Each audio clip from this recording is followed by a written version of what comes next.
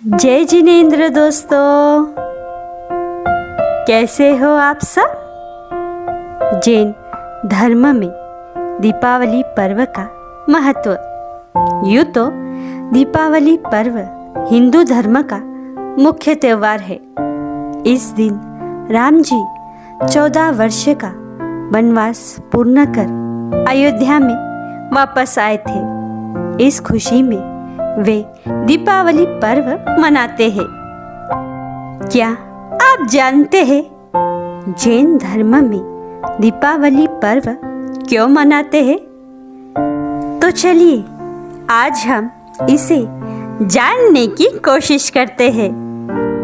जैन धर्म के अनुसार हमारे अंतिम तीर्थंकर भगवान महावीर स्वामी जी का इस दिन निर्वाण हुआ था। वे जन्म मरण सुख दुख आदि चक्र से मुक्त हो गए थे। पावापुरी में देवताओं ने भगवान महावीर स्वामी जी के अंतिम समोशरण की रचना की। भगवान जी ने उस समोशरण में भवजीवों के उद्धार के लिए 16 प्रहर तक यानी 48 घंटे तक निरंतर धर्म देशना दी और कार्तिक कृष्ण अमावस को भगवान जी ने देह का त्याग कर शाश्वत पद मोक्ष को प्राप्त किया। भगवान जी का निर्वाण कल्याणक महोत्सव मनाने के लिए देव देवियाँ इंद्र और मानव सभी अपने परिवार के साथ आए। अमावस्या की रात्रि का अंधकार सर्वत्र व्याप्त था और आज ज्ञान के दिव्य प्रकाश का भी अस्त हो गया था। अंधकार को दूर करने के लिए देवताओं ने पावापुरी नगरी में जगह जगह रत्न रख दिए। भगवान जी के ज्ञान दीपक के अभाव में जनता ने भी दीपक जलाए। उस समय के बाद से भारत के लोग भगवान महावीर स्वामी जी के निर्वाण पर दीपावली पर्व मनाने लगे। ये त्योहार हमारे आराध्य भगवान जी का है, जिनके शासन में आज हम हैं, उन महावीर स्वामी जी का है। जैन धर्म के अनुसार ये एक आध्यात्मिक पर्व है, क्योंकि इस दिन हमारे भगवान महावीर स्वामी जी को मोक्ष की प्राप्ति हुई थी। उनके मोक्ष प्राप्ति की खुशी में हम दीपावली पर्व मनाते हैं। हमें इस दिन को ज्ञान, शील, तप, जप, स्वाध्याय आदि की आराधना करके मनाना चाहिए। कई लोग दीपावली के दिन तेला आदि तप करते हैं और पर कई लोग इस दिन पटाखे जलाकर दीपावली पर्व मनाते हैं। जैन धर्म में इसका पूर्ण रूप से निषेध है। जैन धर्म का मूल मंत्र ही जियो और जीने दो है और पटाखे फोड़ने में तो जीवों की हिंसा है।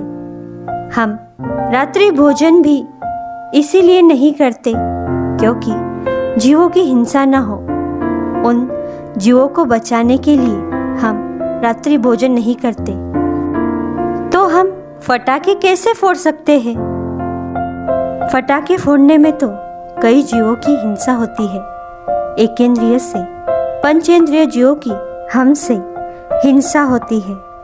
पटाखों की आवाज से कई जीव, पशु, पक्षी घबराकर इधर उधर भागने लगते हैं और कई बार पक्षियों के अंडे घोंसलों से नीचे गिर जाते हैं और कई छोटे जीव पटाखों की अग्नि से जल जाते हैं।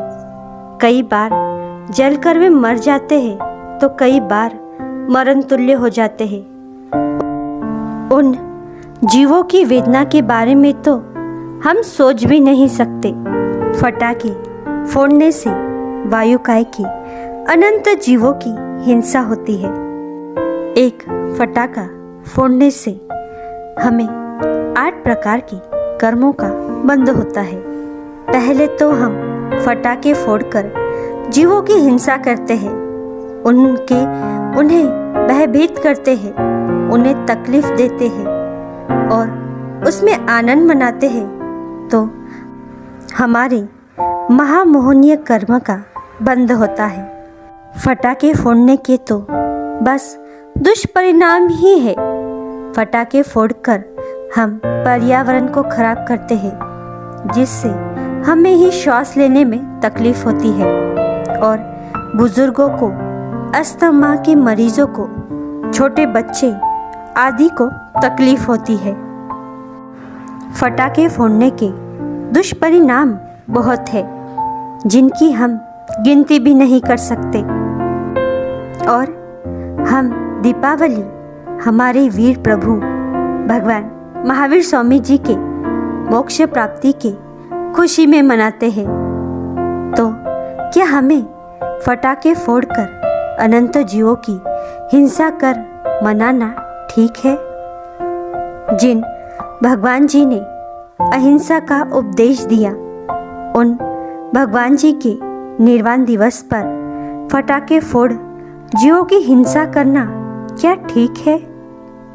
क्या ये ठीक नहीं कि हम फटाके फोड़कर जीवों की हिंसा और पर्यावरण को दूषित करने से अच्छा है हम किसी गरीब के घर उन फटाकों के पैसे से फटाके ना खरीद कर किसी गरीब को मिठाई, कपड़े या उनकी आवश्यकता की कोई वस्तु देना, क्या ये सही नहीं होगा?